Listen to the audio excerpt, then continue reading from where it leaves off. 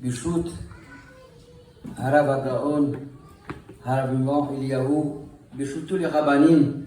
Juste quelques questions pratiques concernant les halachot du mikvé. Et nous allons essayer de nous concentrer sur des questions qui se posent et qui nous interpellent pour une attention excessive. Quel est le din si, lorsqu'on a posé la question à la balamite qui devait prendre en charge le remplissage du mikvé, il nous dit, j'ai pas vérifié si vraiment c'était sec. C'est avant de vérifier, avant de remplir, d'ouvrir le robinet pour remplir le mikvé, j'ai pas fait attention si c'était entièrement sec. Quel est le din? Est-ce qu'on pourrait permettre à une femme de se tromper malgré tout dans le mikvé?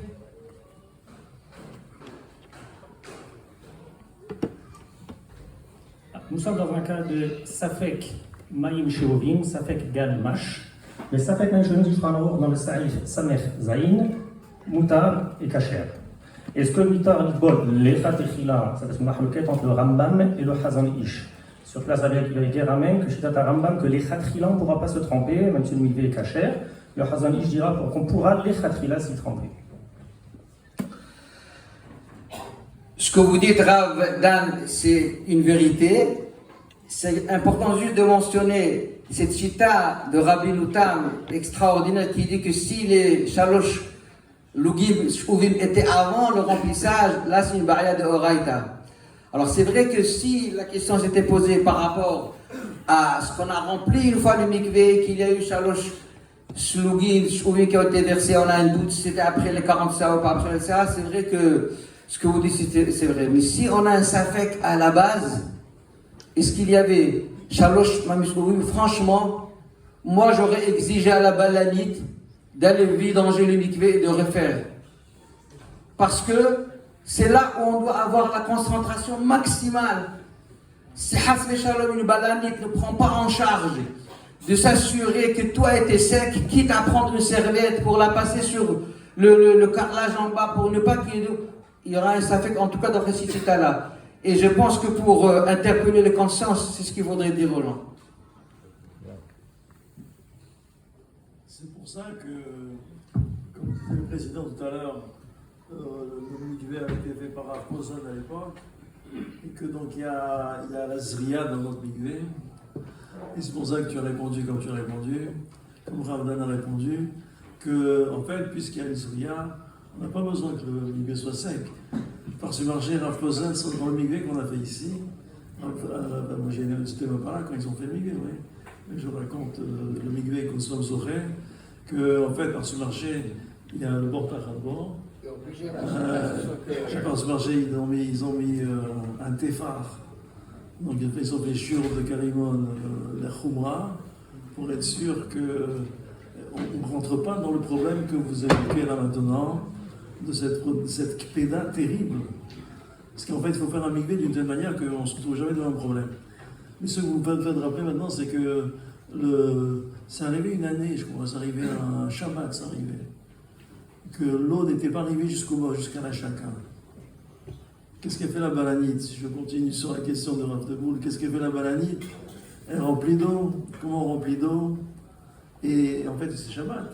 Et si elle ouvre le robinet d'eau, c'est le robinet qui vient de la chaudière, des ballons. Et il manquait de l'eau. Il manquait de l'eau pendant Shabbat. Qu'est-ce qu'on fait? Alors, c'est vrai que c'est important de préciser quand même, cette position que je viens d'édicter, c'est uniquement dans la mesure où nous n'avons pas les avantages de Hashaka et de Zri'a, c'est évident. Mais s'il y a Hashaka et Zri'a, c'est sûr et certain que de toutes les façons, Bedi Abad, c'est entièrement caché. Si nous avons un bord tahadbor, et même si à ce moment-là on n'arrive pas jusqu'au trou de la shakar, à ce moment-là, nous bord tahadbor, on pourrait permettre. D'accord. Maintenant, est-ce qu'on le ferait peut-être qu'un Shabbat? Vous savez qu'il y a deux sortes de bord tahadbor. Il y a le bord tahadbor, c'est que comme le Ba'alatani ala Shalom, il y a le bord tahadbor de Admoum Satma qu'on fait dans le bord Hashaka. À Créteil, nous avons le bord tahadbor du Rachab. Nous avons dans le bassin lui-même. Dans le bassin lui-même. Avec la Zri'a. Oui. C'est plus la Zria, plus la Hachaka. Ça c'est nifla. Encore une autre question. Les femmes viennent et se trempent dans le mikvé, mais elles veulent que tout de suite après s'être trempées dans le mikvé, aller prendre une douche à l'intérieur du mikvé avant de rentrer chez elles. Est-ce qu'elles ont le droit?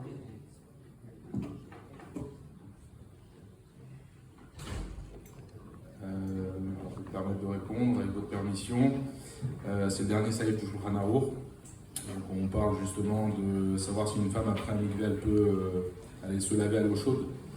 Donc Minadine aujourd'hui on voit qu'elle pourrait le faire, mais c'est vrai qu'il y a un Rama qui est collègue et qui dit que les khatrila, il vaut mieux appliquer la khumra et justement attendre de rentrer chez soi, d'avoir un contact avec son mari pour justement pouvoir ensuite montrer que voilà, qu'il y a eu un contact et que c'est le mikvé qui a fait qu'elle est devenue pure et non la douche qu'elle a prise après le mikvé. Vous dites cette position même pour les Sfaradim? Pardon? Est-ce que vous dites cette halakha là, Non. même pour des... Non, c'est le Rama en fait. Uniquement pour le Rama. Uniquement pour le Rama. Donc pour les personnes qui Sfaradim, suivent le Maran Shulchan Aruch, les Sfaradim, c'est vrai, c'est moutard. c'est moutard effectivement de se laver et prendre une douche avant de rentrer chez soi. Quel est le din si on a oublié d'enlever le bouchon de la hachaka? Bidi Avad, la femme s'est trempée et elle est rentrée chez elle à la maison. Et puis la balaniste se rend compte qu'elle n'avait pas enlevé le bouchon. Qu'est-ce qu'elle doit faire? Est-ce qu'elle doit l'interpeller pour lui dire de revenir refaire le mikvé? Ou bien Bidi Avad, c'est valable?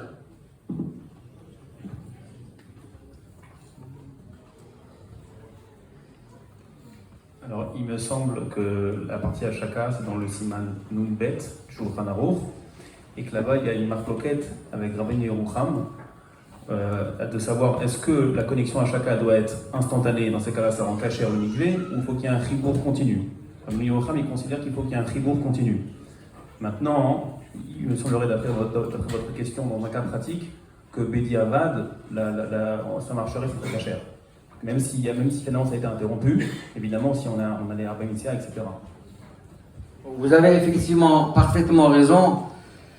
Et de plus est que je pense que même si on a l'habitude, dans toutes les mikvaot ici en France, d'avoir Bor Hachaka et Bor Zri'a, sauf c'est certains mikvaot des Chabad qui se contentent uniquement de Bor Hachaka et Bor sans la Zri'a. Dans tous les cas, du moment qu'il y a le Bor Zri'a, je pense que pour le recherche seulement de Zri'a, même s'il n'y a pas Hachaka. Donc voilà, et que c'est pas la peine de déranger la femme de revenir et faire le mikvé, c'est un problème. Est-ce qu'on devra surveiller que lorsqu'on rentre dans l'eau, que de se tremper plus profondément que le bord à chacun? Et pour quelle raison on devrait faire attention à ça lorsqu'on se trempe? A priori, il n'y a pas de raison de se tromper plus profond que la chaka, sauf dans un éventuel problème de zoralim, de fissure dans le oubli qui serait au-dessus de la chaka, qui serait permis pour le...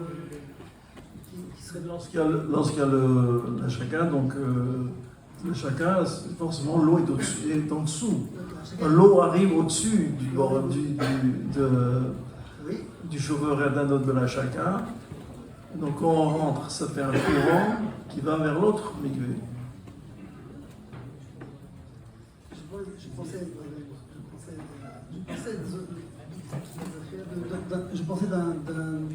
d'une pirza dans le port. Non, pas pire, ça juste. Quand on se trempe dans un mikvé normal, est-ce qu'on doit faire attention à se tremper plus profondément que la chaka? Non, la zrila qui sort et qui rentre, c'est pas un problème. Et de toute façon, puisque le Maran Shulchan Aruch, il sait que si j'ai un rabbin serre en dessous de, Voilà. en dessous de la shaka, de toute façon, ma tefila est dans un Voilà, puisque c'est en dessous de l'Arba Misser. Est-ce qu'il y a une autre chita? Le romain, voilà, tu as raison, oui, tu as raison. Et d'après le romain, est-ce qu'on devrait faire attention à ça? Dans le sens où l'autre bord, il peut s'appeler un autre, il s'appelle un autre bord. Sur le bord à chacun, il a un autre bord. Et le mouvement de quand on se trempe, ben, il fait un courant qui va dans l'autre bord et qui revient. Mais ça s'appelle aussi, ça va d'un bord à un autre bord. C'est pas rosé en français. Ça va dans l'autre bord. C'est pas la même eau, c'est pas l'eau que tu as mis un courant qui va dans l'autre bord. C'est ça qu'on doit apprécier. Est-ce que ça s'appelle la même eau ou c'est pas la même eau? Non, est-ce que c'est une Zéphila Nikeret maintenant? Puisque vous avez appris tout à l'heure, on doit dire que tout à l'heure déjà, tous ces messieurs ont été bien cuisinés. Donc j'ai bien vu que vous avez bien appris donc, ce que c'est la Zéphila Nikeret, oui. C'est-à-dire qu'est-ce qu'on voit le courant ou on ne voit pas le courant? Oui, ce qu'on en parlait tout à l'heure. Et donc, d'un autre côté, surtout que ça ne se voit pas ce courant. Il est réfléchi, c'est un courant réfléchi. Ce n'est pas un courant qui se voit, et aussi on pourrait s'appuyer dessus. Même si c'est un courant qui se voit, on pourrait avoir le char qui dit que c'est un corps extérieur. C'est pas le mikveh en lui-même qui est d'Ofer, c'est par le corps Adam. Voilà, c'est là, Chazagwa. Est-ce qu'il y aura le char? Très bien, Chazagwa.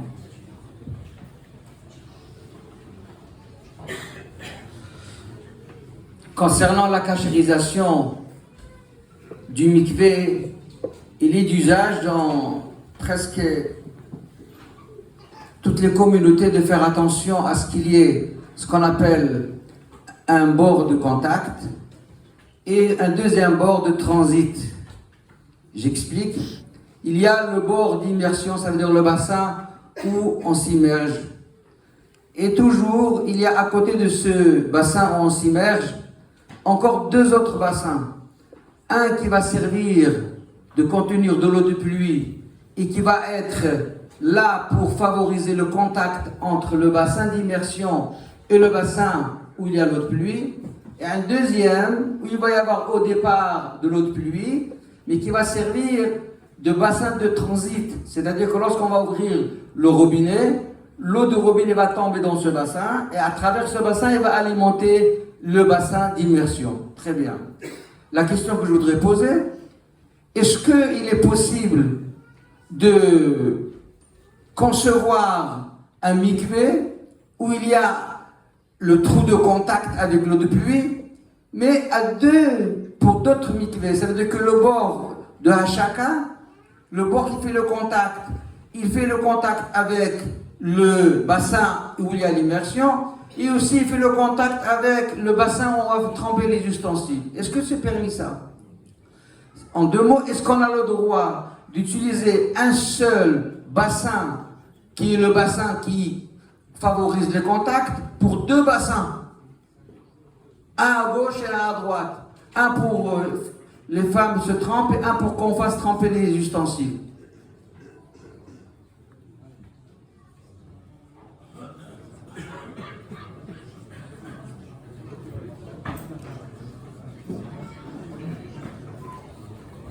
Je vais essayer de répondre. Voilà, c'est un cas un peu pratique, donc c'est vrai que c'est un peu éloigné de ce qu'on a habituellement étudié. On voudrait faire une hachaka, donc pour deux borotes, en sachant qu'il y a pour deux mikvés, en sachant qu'il y a un mikvé. Une hachaka pour deux borotes, d'accord? Donc ça voudrait dire que au moment où une femme se trempe, est-ce qu'on aurait la possibilité de vérifier que dans l'autre bord il y a c'est aussi autant rempli, parce que là du coup on va se retrouver avec un problème de zéphila. Et on a vu tout à l'heure que si justement la zéphila qui sort, c'est très problématique, en l'occurrence pour tout le monde. Donc il faudrait s'assurer que le mikvé, le deuxième mikvé des Kelim, comme vous avez dit, soit aussi rempli, parce que sinon ce serait très très problématique. En fait, c'est...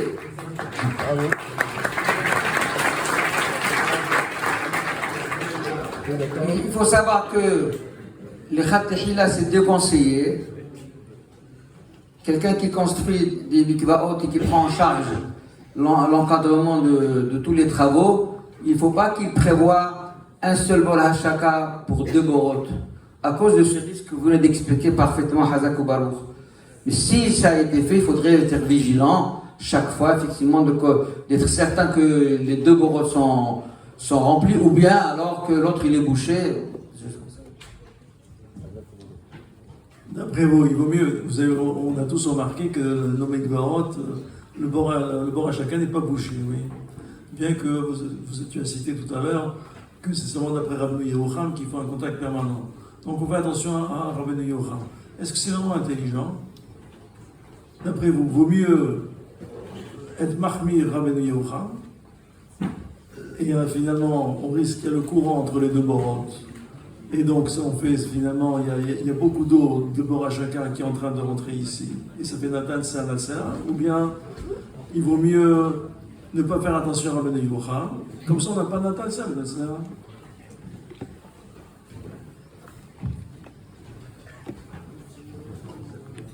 En un mot, est-ce que notre comportement est intelligent?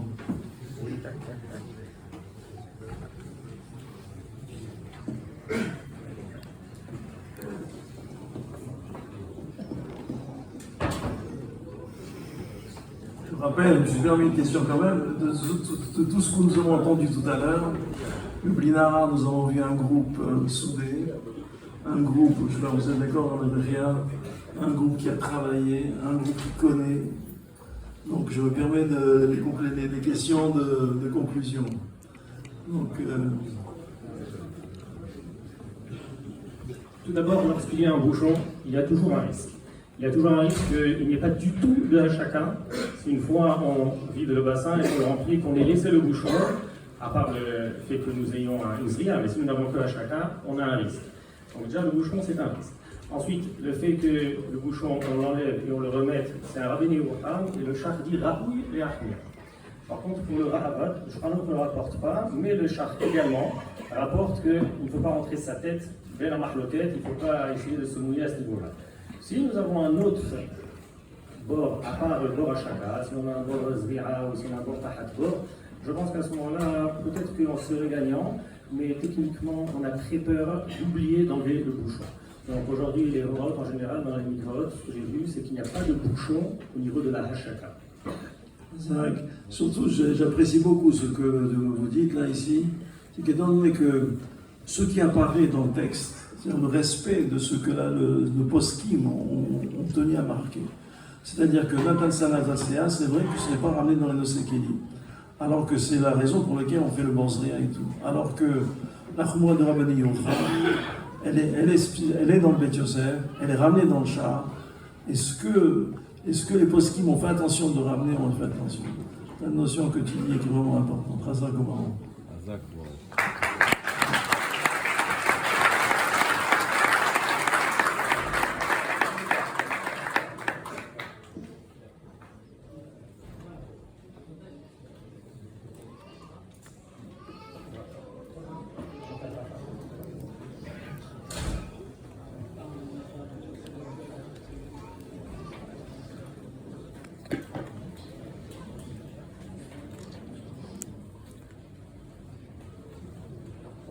Pierre Kadosh, nous allons maintenant avoir la chance d'écouter la dracha tant attendue de Rabbi Hia.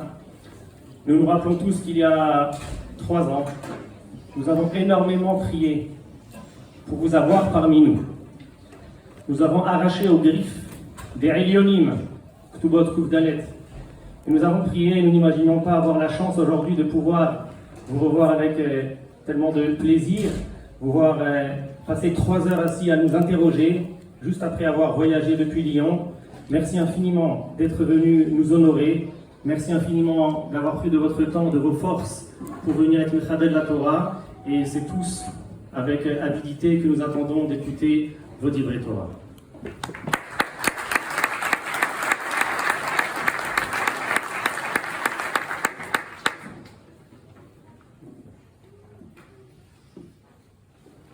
Moraï Verabotai,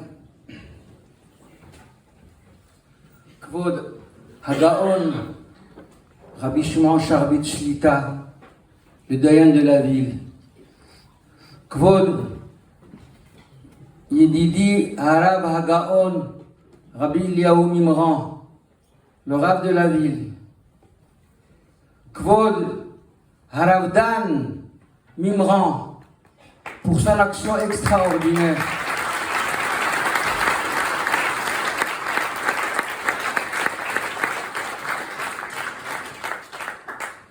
Monsieur le Président de la Kihila Shi'iyeh, Kvod Kol Harabanim,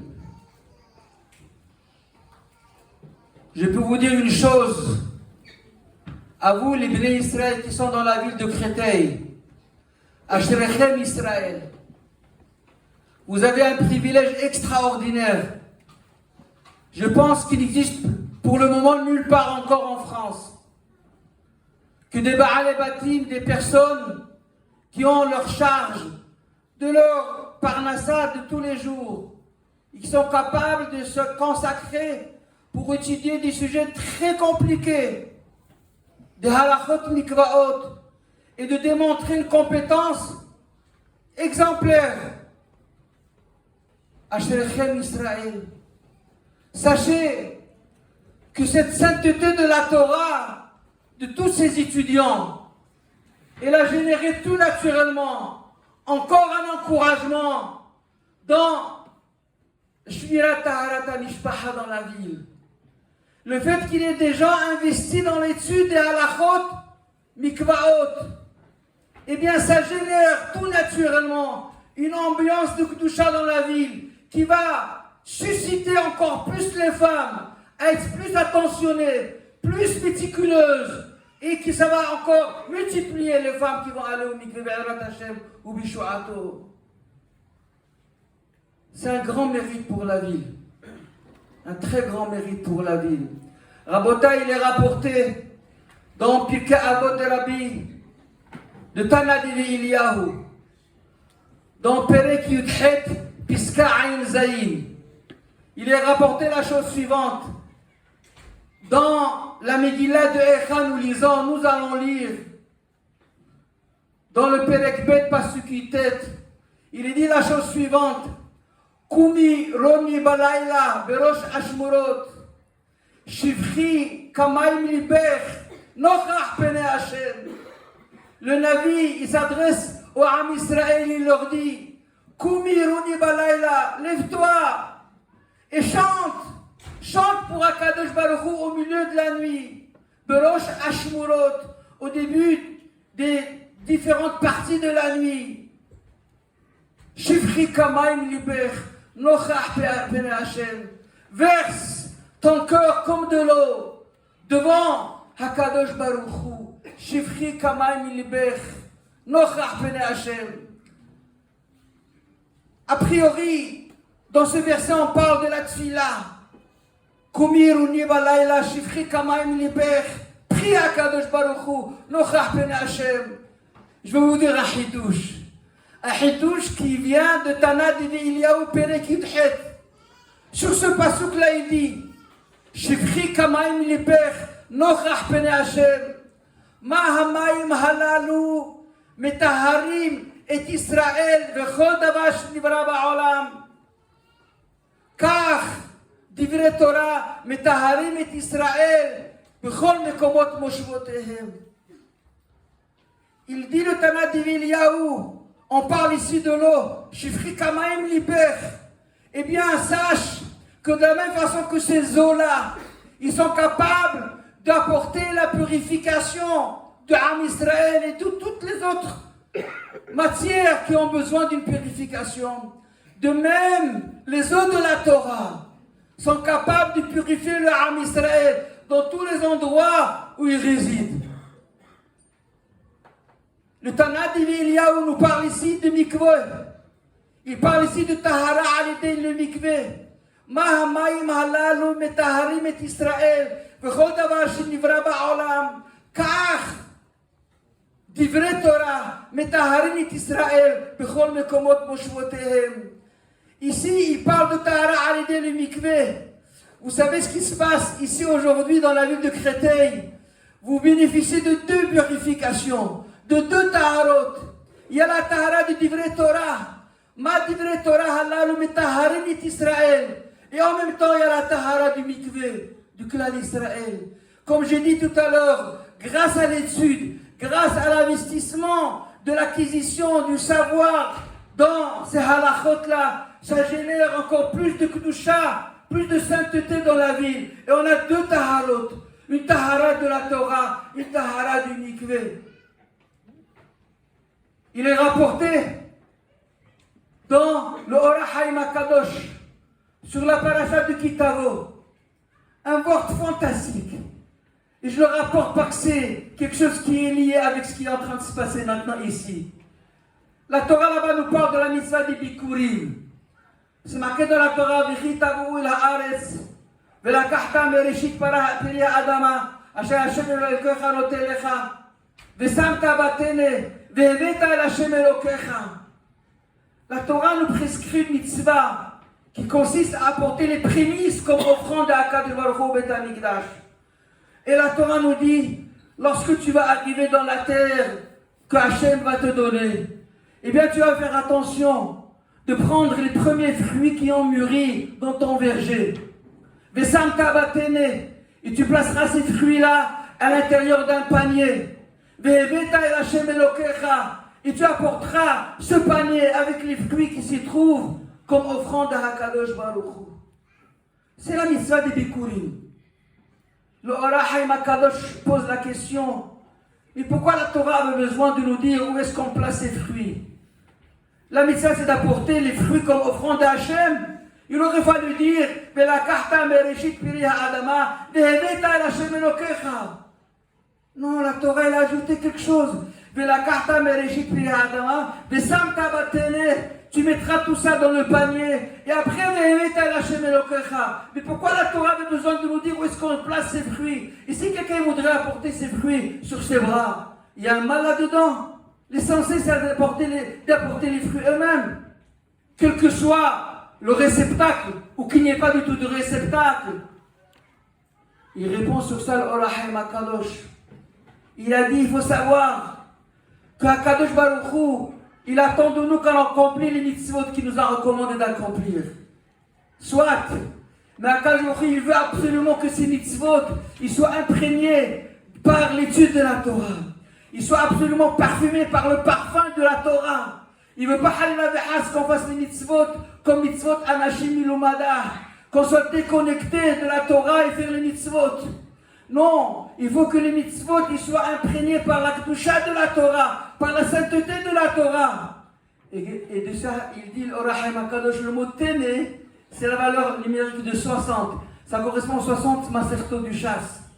Il y a dans le chasse 60 masertot. Et là, il nous dit, Velakachta mereshit peri ha'adama, vesamta batene. Cette mitzvah-là que tu vas accomplir, d'abord tu vas la faire immerger dans le mikvé de la Torah. Et après, veheveta Hashem Elokecha. Hashem, il veut qu'on fasse la mitzvah une fois qu'elle a été parfumée par l'étude de la Torah. Veheveta Hashem Elokecha. C'est uniquement ces mitzvot-là qu'Hachem attend de nous. Bien entendu, même si quelqu'un étudie, il fait les mitzvot, avoir à la bracha, mais sachez que la mitzvah d'une femme qui va au mikvé après avoir étudié la halachot, c'est pas la même mitzvah qu'une femme qui va au mikvé sans avoir étudié la halachot. La mitzvah des tefillin que quelqu'un porte après qu'il a étudié la halachot des tefillin, c'est une autre mitzvah que la mitzvah de quelqu'un qui fait les tefillin sans avoir étudié la Torah. Mais samta batene, tu vas faire immerger cette mitzvah batene dans le chasse, dans le mikvé de la Torah. Et après, veheveta Hashem Elokecha. C'est rapporté dans Masechet Yoma, dans les Mishnayot, dans Perek Het Mishnatet. C'est rapporté la chose suivante. Amar Rabbi Akiva, Ashrechem Israël, Lifnei mi atem metaharim, ou mi metaher etchem. אביכם שבשמיים מטהר אתכם, שנאמר, וזרקתי עליכם מים טהורים וטהרתם. ואומר, מקווה ישראל השם. Je vais d'abord traduire littéralement les propos de la Mishnah. Rabbi Akiva il nous dit, Ashrechem Israël, combien vous les Juifs, vous êtes privilégiés. Pourquoi vous êtes privilégiés? Parce que les Fnemi Atemetarim, quand vous vous purifiez, devant qui vous êtes en train de vous purifier? Ou Mimitaeretchem, et qui c'est celui-là qui vous purifie? Avichem Sheba Shamayim, c'est Akadosh Baruch Hu lui-même qui vous purifie. Comme il le dit dans le Pasuk, Vezalakte Alechem Maim Teorim Uthartem, c'est Hachem qui va asperger sur nous les eaux de purification. Et c'est ça qui va nous rendre purs. Et puis, la Mishnah ne se contente pas seulement de ça, elle emmène encore un autre Pasuk. Vene'emar, Mikveh Israël Hachem. Hakadosh Baruch Hu, c'est le mikveh du clan d'Israël. Rabotai, essayez un petit peu de vous représenter un peu les choses. Le mikveh, où on plonge, où on s'immerge, c'est Hachem. Ça veut dire quoi ça? Ça veut dire quoi mikveh Israël Hachem? Que le mikveh du clan d'Israël, c'est Hakadosh Baruch Hu lui-même. Mikveh Israël Hachem. Et puis, quand la Mishnah commence à nous dire Ashrechem lifnemi atem etaharim, combien vous êtes privilégiés, parce que devant qui vous allez vous purifier. Et encore, on répète, Umi metaher etchem. Vous savez, Rabota, qu'est-ce que ça veut dire? Lifnemi atem etaharim, devant qui vous êtes en train de vous purifier. Ça veut dire l'aspiration du clan Israël de vous purifier. Le fait que l'âme Israël se prépare pour aller se purifier. Le fait qu'il aspire à la purification. C'est ça qui génère, qui enclenche une intervention spéciale d'Hachem pour nous purifier. Vous cherchez à vous purifier et grâce à ça, cette aspiration, cette achana-là, cette préparation, comme une femme qui doit aller au mikvé et se prépare plusieurs jours auparavant. Il faudrait faire Efsektara, et après l'Efsektara, il faudrait 16 jours de Bidikot matin à soir, et après il faut arriver à faire la Harifa, après la Harifa, la Tvila, et faire attention qu'il peut être ça. Il y a toute une préparation. Cette préparation, c'est la démonstration de cette aspiration d'arriver à l'objectif sacré d'être Tahor pour la fin d'Akadosh Baruch Hu. Les Fnemi Atem Etaharim, devant qui vous vous préparez, devant qui vous cherchez à vous purifier. Cette aspiration pour Hachem, c'est ça qui génère. Vous savez, c'est rapporté dans Shira Shirim.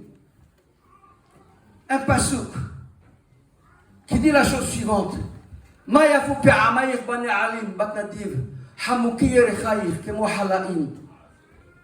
Tout le monde connaît ce verset-là.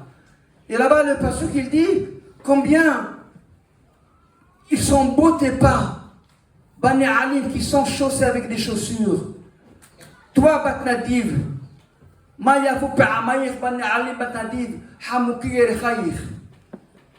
est en train de dire des éloges du clan Israël. Et quels sont ces éloges? C'est qu'on est en train de dire que les pas de clan Israël, ils portent des chaussures. Et les pas, quand ils sont en train de marcher, ils sont jolis ces pas. Combien tes pas ils sont jolis, Bani Alim, qui sont dans les chaussures. De quoi on parle? Le Midrash explique, en fait il s'agit d'Aliyah la Regel. Il y a une mitzvah dans la Torah d'aller rendre visite au Beth Amikdash 3 fois dans l'année, pendant les 3 fêtes. Et il y avait tous des cortèges entiers qui voyageaient de chez eux pour aller rendre visite au Beth Amikdash. Eh bien, concernant ce déplacement-là, concernant ces pas, concernant ce mouvement, les pas du clan d'Israël, Hachem il dit, combien tes pas ils sont jolis, combien tu es agréable, tu es apprécié à mes yeux, combien tu es apprécié à mes yeux de te voir voyager comme ça pour aller venir me rendre visite au Beth Amikdash. Oh, je comprends. Mais je ne comprends pas une chose, pourquoi on parle des chaussures? Pourquoi on est en train de parler des chaussures quoi? Vous voulez qu'on voyage plus nu à Yerushalayim? Le pasuk avait besoin de préciser c'est pas là qu'ils sont avec des chaussures, mais c'est évident qu'il y a des chaussures. Regardez Rabotai. Un premier pshat, vous savez, qu'au Beth Amikdash, on n'avait pas le droit d'avoir les chaussures. Quand on rentre au Beth Amikdash, il faut être sans chaussures. C'est assourd de rentrer avec des na'alayin. Au maximum, les chaussures, on les portait quand on est en voyage. Pendant tout le temps qu'on voyageait, jusqu'à ce qu'on arrive à destination qui est le Beth Amikdash, on avait les chaussures. Mais quand on arrive au Beth Amikdash, on n'a pas le droit de porter les chaussures. Eh bien, ce que Hachem est en train de dire en fait, que tu viens me rendre visite, c'est sûr que c'est important. Et c'est sûr que j'apprécie énormément. Mais je n'apprécie pas uniquement le fait que tu es là devant moi quand tu es déjà au Beth Amikdash. J'apprécie même toute la préparation que tu as faite pour venir. Pendant toute la période de préparation, pendant tout cet élan-là, pendant toute cette aspiration, pendant tout cet engouement pour venir me voir, ça j'apprécie. Cette ahava que tu montres à Hachem, cette shifa, cette aspiration à Kadosh Baruch Hu, avant même d'arriver à connaître Kadosh Baruch Hu, déjà avant, combien j'apprécie une Akeret Habayit, une maman au clan d'Israël qui se prépare avec précision, avec minutie, avec attention, qu'elle sache qu'Hachem il est là en train de la regarder, il lui dit combien tu es tellement apprécié à mes yeux. Pendant ce moment-là où tu fais attention à toutes les halachot, combien tu crées devant Akadosh Baruch Hu un amour, une affection qui va se déverser sur tout le clan d'Israël. Grâce à cette appréciation, grâce à cette aspiration que tu demandes de ta part. C'est une première explication. Il y a une deuxième explication. Pourquoi on dit Benahali? Pourquoi on parle des chaussures? J'ai vu un chidouche fantastique de Racha Alav Shalom. Pas sur ça, mais sur autre chose que je vais utiliser pour essayer de comprendre ce qu'il dit ici. Lorsque Moshe Rabbeinu est arrivé en plein désert, à un moment où il constatait un Séné qui était enveloppé de flammes, il voyait de loin un buisson ardent. En plein désert, il était enveloppé de flammes vers Séné et Oukal. Et voilà que le buisson ne se consumait pas. Moshe Rabbeinu l'a dit, Asurana vere et Tamae agadol azeh. Je vais aller voir ce spectacle fabuleux.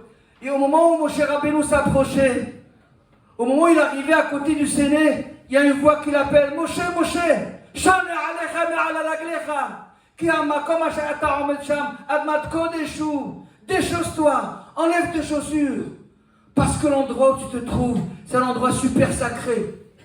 Tu n'as pas le droit de porter les chaussures. Il a dit le Rachal, il a dit, pourquoi il faut enlever les chaussures? Quel problème? Pourquoi Pourquoi il était en train de lui dire, mais enlève tes chaussures, parce que l'endroit il est kadosh. Et pourquoi on est obligé d'enlever les chaussures? Parce que l'endroit il est kadosh. Regardez comment il explique. Il a dit que dans le monde qu'Akadosh il a créé, il y a 4 composantes, il y a 4 sortes de composantes. Il y a ce qu'on appelle l'inerte, et puis le végétal, et puis le hal, et puis le medaber. Il y a tous les minéraux, ce qui s'appelle l'inerte. Et puis il y a le végétal. Qu'est-ce qu'il y a de plus dans le végétal par rapport au minéral? Parce que le végétal il pousse. Le minéral il ne bouge pas, il ne pousse pas. Et puis après le végétal, on arrive à l'être vivant, aux animaux. Les êtres vivants, ils ont encore quelque chose de plus par rapport au végétal. C'est qu'ils sont vivants. Ils sont vivants. Il y a le végétal qui pousse, le minéral qui est inerte, et le haï qui est les êtres vivants, ils viennent derrière le végétal. Et puis, le dernier niveau, c'est le Ben Adam. Le Medaber, c'est l'être humain. L'être humain, il a une faculté qui n'existe pas dans toutes les parties qui le précèdent, c'est qu'il est capable, il a la capacité du verbe, de la parole. Il a dit le Rachal Alav Shalom. Quand vous réfléchissez un petit peu, vous allez tout de suite comprendre que lorsqu'on passe d'une étape à l'autre, il y a dans celle qui vient la présence de celle qui précède. À savoir, quand je passe du minéral au végétal, à l'intérieur du végétal, il y a aussi le minéral. Parce que le végétal pousse du minéral, donc il y a à l'intérieur du végétal du minéral. Et quand on arrive du végétal à l'être vivant ou à l'animal. Dans l'animal, il y a le végétal et le minéral. Pourquoi? Parce que l'animal, il se nourrit du végétal. Or, dans le végétal, il y a le minéral. Il se trouve qu'à l'intérieur de l'être vivant qui est l'animal, il y a le végétal et il y a le minéral. Il a dit, le Rachel, quelque chose d'extraordinaire. Les chaussures, on les fabrique avec du cuir, avec la peau qui est faite par les êtres vivants, par les animaux. Le fait qu'un homme, il porte les chaussures, ça c'est le symbole de l'autorité qu'Akadjou il a accordé à l'être humain par rapport à toutes les autres créatures de la terre. Akadjou il a créé un univers avec toutes sortes de créatures et il a donné une autorité suprême à l'homme. L'homme c'est lui qui règne sur toutes les créatures. Il a mis toutes les créatures de ce monde-là sous son autorité. Et quand on porte les chaussures qui sont faites avec du cuir, ça veut dire qu'il y a de l'animal là-dedans, il y a de l'être vivant, il y a aussi le végétal, il y a aussi le minéral. Ça montre notre autorité sur toutes les autres créatures. Et là, quand on arrive devant l'endroit où il y a la Shekhina, le malach, il lui dit, Shalni alecha ma'al raglecha. Tu sais, maintenant tu es devant Akadosh Baruch Hu. Ton autorité à toi, être humain, tu peux l'exercer partout où tu veux, mais pas devant Hachem. Devant Hachem, il n'y a pas d'autorité. Devant Hachem, il ne faut pas qu'il y ait du tout le moindre symbole d'autorité. Devant Hachem, il faut qu'il y ait une annulation parfaite de notre personne devant son autorité suprême et exclusive. Vous savez combien une personne qui s'efforce justement de respecter les lois de la pureté familiale, avec toutes les petites efforts nécessaires, à savoir qu'on est obligé d'être scrupuleux à tous les niveaux, qu'on est obligé parfois d'aller dans la nuit pour aller au mikvé, qu'on est obligé parfois de laisser tout notre confort et notre présence, eh bien, ça veut dire pour le kavod d'Akadosh Baruch Hu. Et je dis aussi la même chose quand il s'agissait d'aller au pèlerinage pendant les 3 fêtes. Il faut savoir que là-bas, on n'était même pas Cholek Kavod, même à la Malchout. Imaginez que le roi Shlomo, il vient pour apporter son offrande de la Aliyah au Beth Amikdash. Et qu'il y avait là-bas une queue. On lui donnait pas la priorité, il était dans la queue comme tout le monde. David Amelech, il est là. Il doit apporter aussi son Korban Hagiga, son Korban Re'iyah. Et bien, il fait la queue avec tout le monde. Devant Akadosh Baruch Hu, il n'y a pas d'autorité. C'est ça ce qui est marqué. Combien, toi, Klal Israël, avec tes chaussures, ça veut dire quoi? Avec toute l'autorité que tu possèdes, avec toute ta noblesse et toute ta bourgeoisie, et tu mets tout au service d'Akadosh Baruch Hu. Ça c'est extraordinaire, ça c'est joli, c'est très très beau. De mettre tout au service d'Hachem. Faire tout, mettre tout au service d'Akadosh Baruch Hu. Ça c'est quelque chose qui est extraordinaire. Rapportez, il faudrait que je vous dise quelque chose. Pour respecter les lois de la pureté familiale, sachez qu'on a besoin d'un petit peu de sacrifice. On a besoin d'être mevater, de laisser de côté toutes nos passions, nos ignanim, pour pouvoir respecter, parfois se priver pendant plusieurs jours pour l'honneur d'Akadosh Baruch Hu. C'est ce sacrifice-là, cette offrande qu'on offre à Hachem, c'est ça qui est le secret de l'existence de Ham Israël. Si aujourd'hui, le Ham Israël est Haïv et Kayam, après presque 2000 années d'exil, dispersés dans les 4 continents, victimes de toutes sortes de persécutions, si on est encore ici, Haïv et Kayam, avec notre synagogue, avec le Bate Midrashot, avec toutes notre possibilités de faire Avodat Hashem, c'est grâce à la Kedusha qu'il y a au sein de Ham Israël. Grâce à la Tahara qu'il y a au sein de Ham Israël. Il avait dit une fois, le Rav de Poniovitch, Rabbi Yosef Shlomo Kahnman, il avait dit, vous pouvez imaginer que il y a quelques générations, il n'y avait pas tous les conforts qu'on constate aujourd'hui dans le mikvaot. Aujourd'hui, c'est du luxe. C'est Hatsum aujourd'hui ce que nous avons. Mais à l'époque, il n'y avait ni de quoi chauffer l'eau, ni de quoi embellir le mikvé. Il y avait des conditions très difficiles. Et malgré tout, nos mamans allaient, machallah, ils allaient au mikvé. Il a dit, le Rav de Ponovitch, les glaces que nos grands-mères ils ont cassées pour aller s'immerger dans le mikvé. C'est ça qui nous a permis à nous de traverser les générations de flammes. Les générations de flammes entourées de toutes sortes de persécutions et d'agressions terribles, où il y a un danger permanent qui nous a permis de survivre, qui nous a permis de rester encore ici aujourd'hui présent. C'est les glaces que nos grands-mères ils ont cassées pour aller s'immerger dans le mikvé.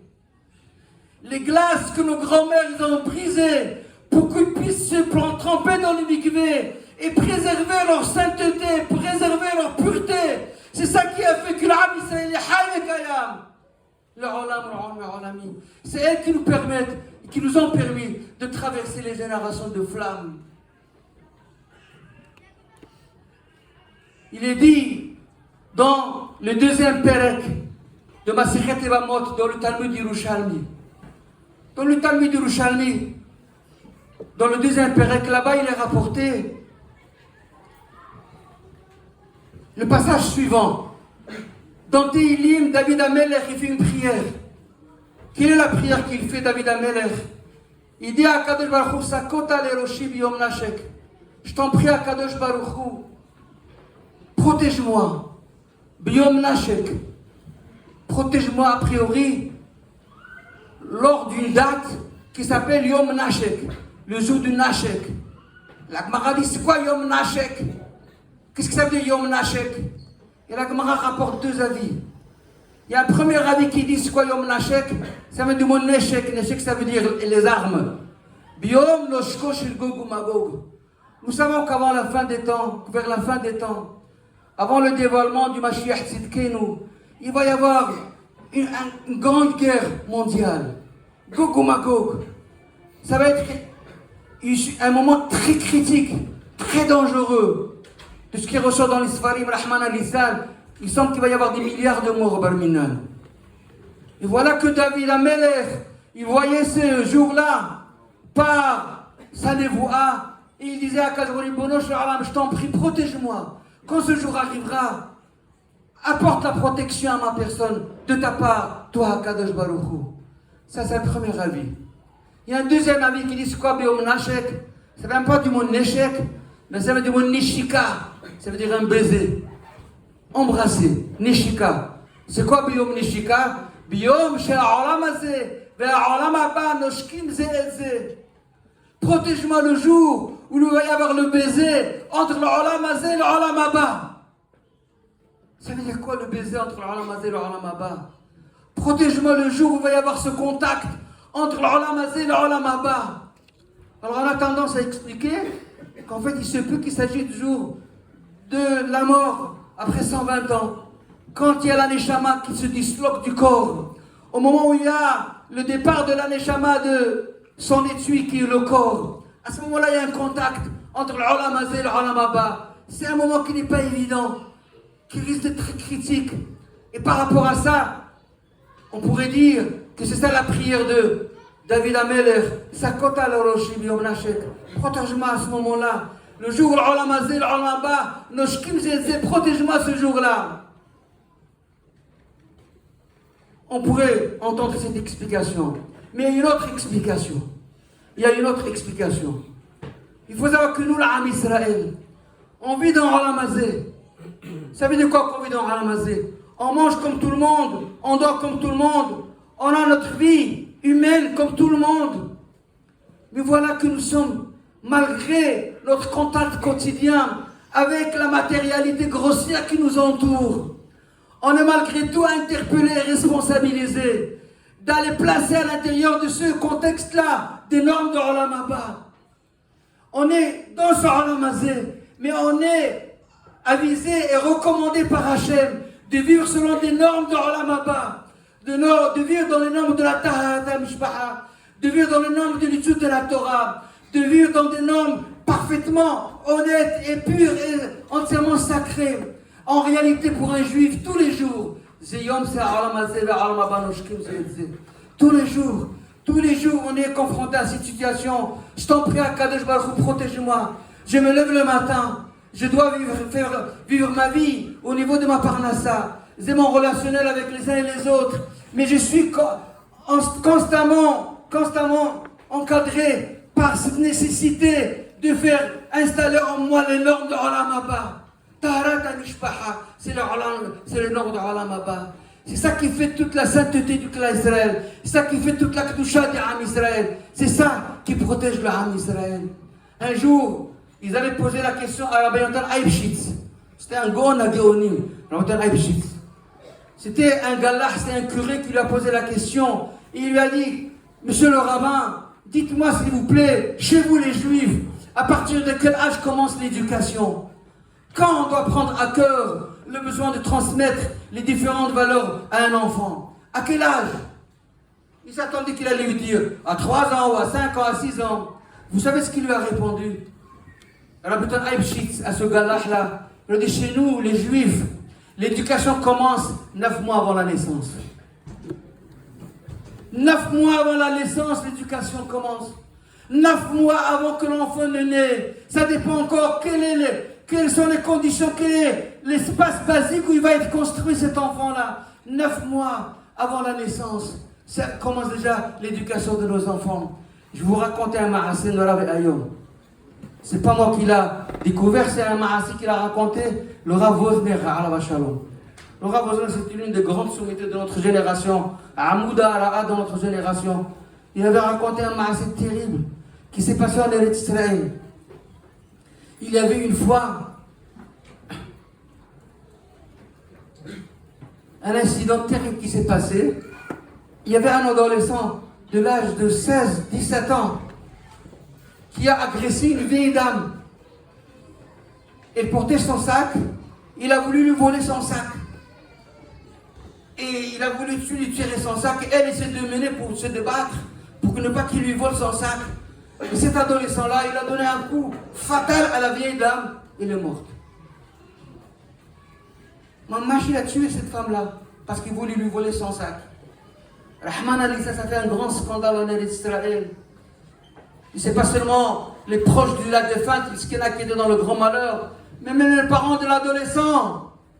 Ils étaient dans le plus grand malheur que leur enfant. Il a fait comme ça un crime. Il a tué une vieille dame là. Après qu'ils ont demandé Nehila, et après ils sont mis à genoux devant les membres de la famille de cette défunte-là. Le jour de la Levaya de cette dame, il y a la maman de l'enfant qui est venue assister à la Levaya. Et puis à un moment donné, elle s'adresse aux différents membres de la famille, aux gens de la Havra Kadisha. Je vous en prie, je voudrais juste voir le visage de cette dame-là. Pour lui demander Mhila, pour lui demander pardon. Rien que voir son visage, c'est tout. Vous savez que ce n'est pas quelque chose de convenable de voir le visage d'un iftar. Mais elle a insisté, j'en supplie que je vois. Qui est cette dame-là que mon fils l'a tué, Barminal?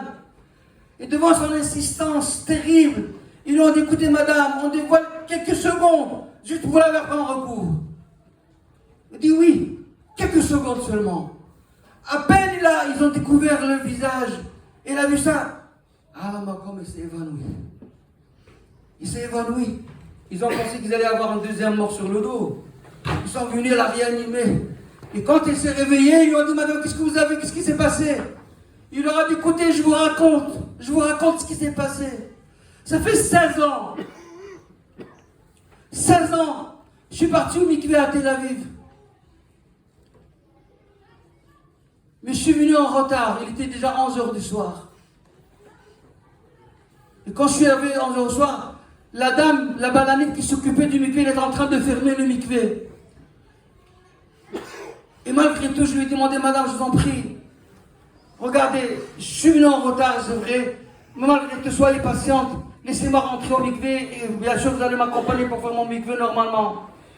Il m'a dit, écoutez, madame, je suis là déjà depuis 7 heures, depuis 7 heures que je suis au mikvé. Depuis 5 heures de l'après-midi, je suis vraiment fatigué, je ne peux pas. Elle l'a supplié, je t'en prie, je vous en prie, madame. Je vous en prie, madame, hein, que je prie, parce que je ne sais pas si mon mari va patienter. Je ne sais pas s'il va encore attendre que je repousse mon mikvé. Et finalement, elle ne m'a pas laissé rentrer. Elle ne m'a pas laissé rentrer parce qu'il était certainement excédé, il ne pouvait plus, il était fatigué, il ne m'a pas laissé rentrer. Et bien vous imaginez, de ce soir-là, cet enfant il est né. Et c'est lui qui l'a tué. Nora Nora, est-ce que vous comprenez la bataille? Est-ce que vous comprenez la bataille de cette nuit-là, sans mikvé? Cet enfant, il est né. Et c'est lui le criminel qui a tué celle qui n'a pas eu le courage d'avoir encore un peu plus de patience. Voilà ce que la Rosner a raconté. C'est quelque chose de Nora Nora haute. Ça fait trembler.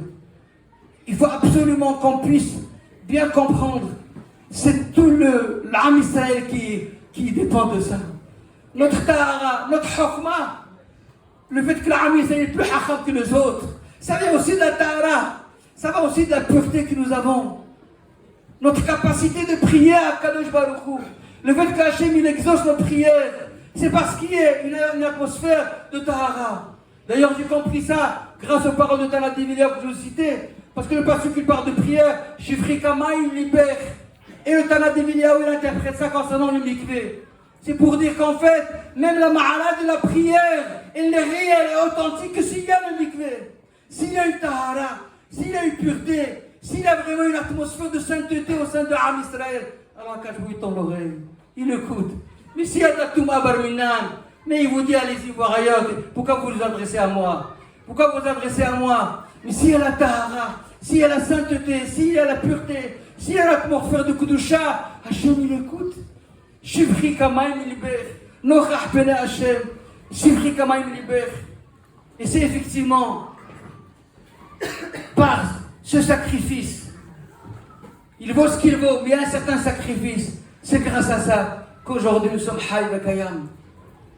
Il faut savoir qu'il avait dit une fois, le Hafez Haïm Alava Shalom, il avait dit, concernant ce midrash de Hazal, où il nous explique que lorsque Moshe Rabbeinu, il avait été ordonné par Hachem de construire le sanctuaire dans le désert, il lui a aussi dit de construire tous les objets sacrés qu'il y avait dans le Beth Amikdash, le Mizbeach HaZahav, la Menorah, le Shulchan, le Aron HaKodesh et le Kior. Il y avait des objets sacrés qu'il fallait aussi fabriquer, construire à l'intérieur du temple.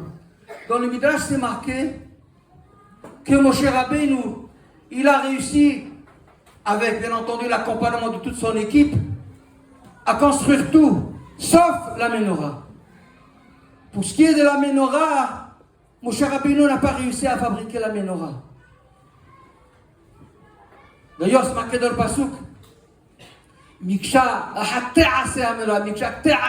elle sera faite. C'est pour dire que c'est pas Moshe, c'est pas les hommes qui l'ont construit. Elle a été faite elle-même. Comment? Lorsque Moshe Rabbeinu, il est venu raconter son découragement et sa peine qu'il n'aura pas réussi à fabriquer la Menorah, Hachem lui a dit, écoute Moshe, ne te casse pas la tête. Juste tu vas préparer la quantité d'or nécessaire pour la fabrication de la Menorah. Il te va jeter cette quantité d'or sur les flammes. Et à travers les flammes, la Menorah jaillira. C'est pour ça qu'il est dit, Miksha, elle sera faite d'elle-même. En fin de compte, la Menorah première n'a pas été fabriquée par Moshe Rabbeinu et son équipe. Elle a été fabriquée directement par Akadosh Baruch. Il vient Marana Hafez Haïm Alava Shalom. Il se pose la question, mais en fin de compte, qu'est-ce qu'il y avait de compliqué dans la Menorah? Pourquoi Moshe Rabbeinu, il a réussi à fabriquer tout, de construire tout le sanctuaire avec tous les objets sacrés, et pour la Menorah, il bloque, il n'arrive pas. Qu'est-ce qu'il y avait de tellement compliqué? C'est vrai qu'il fallait faire attention qu'il n'y ait pas de branches qu'on soude, il fallait que ce soit Miksha Ahad, il fallait tailler dans la plaque en or. Mais en fin de compte, il y avait des savants qui ont réussi des choses extraordinaires. Pourquoi pour la Menorah ils n'ont pas réussi? Et là il explique le Hafez Haïm la chose suivante. Il dit, il faut savoir que tout le Beth Amikdash, tout le temple, avec tous les objets sacrés qui se trouvaient à l'intérieur du temple, il ne faut pas croire qu'il s'agit d'un simple bâtiment à Mavdil, bénin comme n'importe quel bâtiment, ou bien des objets sacrés comme n'importe quels autres objets. Il y a des 5 parties du Beth Amikdash. Et chaque objet sacré du Beth Amikdash représentait et symbolisait l'une des valeurs du clan Israël. Et il dit le Hafez Haïm que le Shulchan HaZahav, la table où on mettait là-bas les plein de propositions de Shabbat en Shabbat, ça vient en fait représenter toute la notion de la parnassa du Ham Israël. Il dit que l'Aaron HaKodesh, Ça vient représenter et symboliser le côté de la chokhma mystique, de la Kabbalah, de la Torah. C'est l'Aaron HaKodesh. Il dit que la menorah, elle vient symboliser quoi? Elle vient symboliser la notion d'éternité du Am Israël. Le Am Israël est nitzhi. Et c'est symbolisé par la menorah. Pourquoi? Parce que sur la menorah, il y avait ce qu'on appelait le Lena Ma'aravi, qui était presque toujours allumé. Et c'est marqué Ba'itazot Le'eda. Cette présence de cette flamme allumée presque en permanence, c'est elle qui est le témoignage que moi, Hachem, je réside parmi vous. Le Havetz Haïm nous dit que la menorah, c'est le symbole de la notion de nitzchiyut du Am Israël. Et lorsque nous disons que Moshe Rabbeinu n'a pas su comment fabriquer la menorah, en fait, ça veut dire la chose suivante. Quand l'Am Israël l'a vu, l'historique du clan d'Israël, quand Moshe Rabbeinu l'a vu, l'historique du Am Israël, tellement exposé à toutes sortes de persécutions, tellement exposé à toutes sortes de haine et de martyrs terribles, il s'est dit, mais comment on peut être éternel? C'est pas possible. Comment on peut être éternel dans de telles conditions? Il n'a pas su absorber et comprendre et assimiler la notion que représentait la menorah. C'est ça que ça veut dire qu'il n'a pas su construire la menorah. Il n'a pas su comment absorber ça. Hachem lui a dit, tu sais Moshe, tu vas jeter les masses d'or à l'intérieur du feu et de là-bas la menorah Shahira. Ça veut dire que l'Am Israël, il traversera des générations de flammes, il est Havekaya, il est intact. Rabotage, je finis avec une dernière chose par rapport à l'horaire. Je finis avec une dernière chose. J'ai vu un Ma'aseh Nora Ayom et qui m'a été raconté par le Rosh Hashanah de Rabbi Chaim Ozer qui s'appelle Rabbi Natsali Svi Berlin. Il est encore de notre génération, le Rosh Hashanah de Rabbi Chaim Ozer. Il m'a raconté quelque chose de terrible et par la suite je l'ai vu écrit. Il y a eu à un moment donné un couple de personnes avancées dans l'âge qui ont émigré aux États-Unis. Un couple de juifs qui ont émigré aux États-Unis. Déjà, en Russie, ils étaient exilés dans un endroit perdu, dans un village perdu. Et quand ils ont émigré aux États-Unis, là-bas aussi ils sont partis habiter dans un village, mais alors entièrement écarté de toutes les communautés juives, dans un endroit perdu aux États-Unis, dans l'immensité du territoire des États-Unis. Ils ont vécu là-bas. Ils n'avaient pas d'enfants. Et puis, un jour, personne n'est éternel dans ce monde-là. Le monsieur, il décède. Le monsieur, il décède. La femme, elle a voulu faire le nécessaire pour son mari. Elle téléphone à la Havra Kadesha de New York. Il leur dit, écoutez, je vous en prie, voilà, mon mari, son mari venait de mourir. Est-ce que vous pouvez venir faire le nécessaire pour l'inhumer dans un Bissar Haïm juif en bonne uniforme? Ils lui ont dit, madame, vous habitez où? Il lui a dit, on habite dans quel endroit? C'était un endroit, mais alors, désertique, à 600 km, il n'y avait pas un seul juif là-bas. Il lui a dit, mais écoutez, madame, qui nous dit que vous êtes juif? Vous nous appelez par rapport à l'endroit qu'il leur a dit qu'il habitait. Le Rav de la Havra Kadesha s'est posé des questions, mais vous êtes vraiment juif? Qui nous dit que vous êtes juif? Elle a entendu ça, elle a commencé à pleurer au téléphone. Quoi? Est-ce qu'on est juif ou pas? Elle a commencé à lui parler en yiddish. En se lamentant, qu'il a osé lui dire qui nous dit que vous êtes juif. Mais comment qu'on est juif? Il parlait en yiddish. Du coup, le Rav, il a eu un safek. Il lui a dit, écoutez, madame, on va venir. On va faire le nécessaire, mais sachez qu'on ne va pas l'enterrer vraiment à côté des juifs. Ils sont venus dans le camion de la Havra Kadisha. Ils ont voyagé 4 ou 5 heures pour arriver dans ce patelin perdu des États-Unis. Ils ont fait le nécessaire. Ils ont mis en bière le liftar. Et puis, ils l'ont fait rentrer dans la fourgonnette qui accompagne le liftar au Beth Haïm. Et elle aussi, elle est montée dans le camion pour aller avec eux. Ils lui ont dit, écoutez madame, dans ce camion, il n'y a que les gens de la Havra qui montent. Vous ne pouvez pas venir avec nous. Si vous voulez venir avec nous, il faut prendre un taxi. Ils ont dit, écoutez, moi, je n'ai pas le moyen de prendre un taxi. Ils ont dit, écoutez, vous nous excusez, il n'y a pas ici la place pour les accompagnateurs des défunts. Donc, vous pouvez pas venir avec nous. Vous savez ce qu'elle a fait? Elle aurait descendu. Elle a levé le capot de la voiture. Elle a commencé à parler avec son mari. Il a dit, Ish, N'oublie pas de dire la vérité quand tu vas arriver là-haut. Hish, dis-leur la vérité quand tu vas arriver là-haut.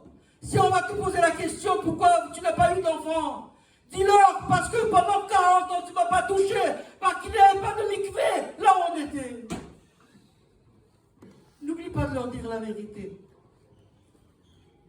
Que pendant 40 ans, tu ne m'as pas touché parce qu'il n'y avait pas de mikvé. Vous comprenez la beauté, c'est quoi le sacrifice de l'âme Israël? C'est ça le secret de notre éternité. C'est ça le secret de notre survie. Je voudrais dire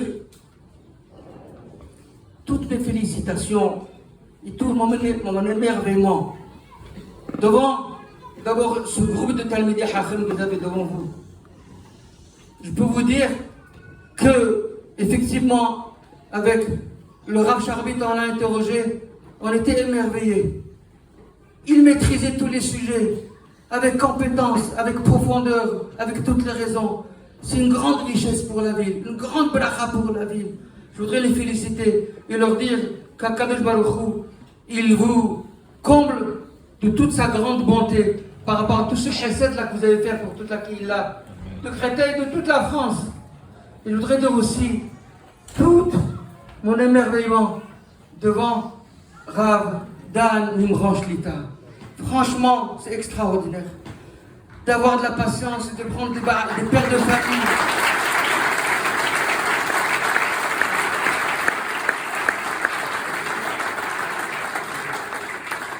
De prendre des pères de famille et de leur enseigner des sujets, je vous disais, complexes, difficiles, avec patience, et qu'ils comprennent ce qu'ils étudient, et qu'ils arrivent à enregistrer ce qu'ils étudient, et qu'ils arrivent à se rappeler de ce qu'ils étudient. Yachar Koach, Rabbi Dan Kakajoukou, il vous comble, vous satisfasse dans tous les domaines. Un grand Yachar Koach, au grand rabbin de la ville, Rabbi Nimran Shlita, et au Dayan Shihe, vraiment, Kakajoukou vous donne les forces pour continuer et agir chez votre Shamaï. Et beaucoup de nahat à toute la Kihila, à tous les rabbins Shihe. Vous êtes tous conviés, juste après la tfila de Mincha arrive, au buffet, avec danse, musique et la remise des diplômes.